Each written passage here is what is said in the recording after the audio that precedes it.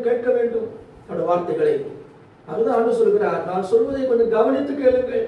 Listen and hear my speech. என்னுடைய வார்த்தைகளை கவனமாக கேளுங்கள். இன்னைக்கு ஸ்கூல்ல இன்னைக்கு ஆசிரியர் பாடம் நடத்தும் பொழுது பாருங்க, சில பிள்ளைகள் கவனமாக கவனிப்பாங்க. கவனமாக கவனிச்சு வருஷம் எழுதுற பிள்ளைங்க நல்ல மார்க் வாங்கி பாஸ் ஆகிடுவாங்க. சில பிள்ளைங்க அங்கே பாடம் நடந்துக்கிட்டு இருக்கும், இங்கே என்ன செய்வாங்க, அவங்களுக்குள்ள பேச்சு ஓடிக்கிட்டு இருக்கும். அப்போ அவங்க நடத்துகிற அந்த பாடத்தை என்ன செய்யறதில்லை, கவனிக்கிறது இல்லை. ஒன்றும் உள்ள போகாது.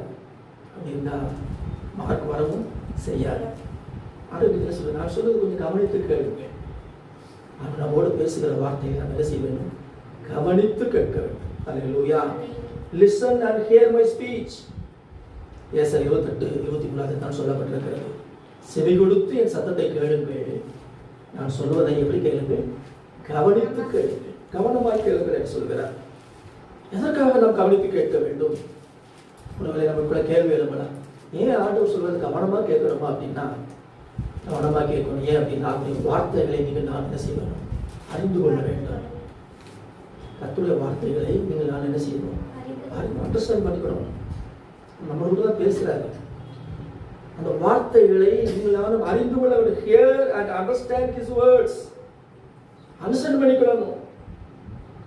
ஏதோ உள்ள போகுது, ஒண்ணுமே விளங்கலை அப்படி இல்லாம ஆண்டவர் சொல்கிற வார்த்தைகளை நாம் அறிந்து நானுங்களே அதை நாம் உள்ளே கொண்டு போக வேண்டும், அறிந்து கொள்ள வேண்டும். இப்ப கர்த்தருடைய வார்த்தைகளை நீங்கள் நான் அறிந்து கொள்ளாவிட்டால் கர்த்தர் நம்மோடு பேசுறது என்னவாக போய்விடும், வீணாக போய்விடும். ஆண்டவர் நம்மோடு பேசுறாரு, அதை சரியா நீங்க விளங்கிக் கொள்ளவில்லையானால், அதை அறிந்து கொள்ளவில்லையானால், அதை புரிந்து கொள்ளவில்லையானால் கர்த்தர் பேசுகிறது என்னதுதான், வீணா போய்விடும்.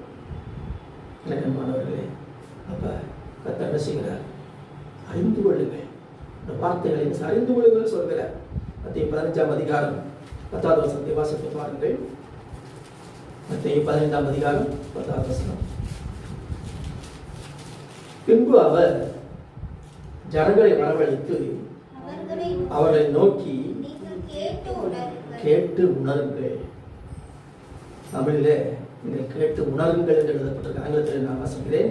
Here and understand. ஆமென். கேட்டு என்ன செய்து கொள்ளுங்கள், அறிந்து கொள்ளுங்கள், விளங்கிக் கொள்ளுங்கள், அதை உணர்ந்து கொள்ளுங்கள். ஜனங்களை வரவழைத்து சொல்றாங்க, சொல்றதை கேட்டுங்க, அதை என்ன செய்யுங்க, அண்டர்ஸ்டாண்ட் பண்ணிக்கோங்க அப்படின்னு சொல்றாரு. ஏன் அப்படின்னா பாருங்கள், சோத்திரம் அதுக்கு 11ஆம் வசனத்தில் எழுதப்பட்டிருக்கிறது, வாய்க்குள்ளே போகிறது மனுஷனை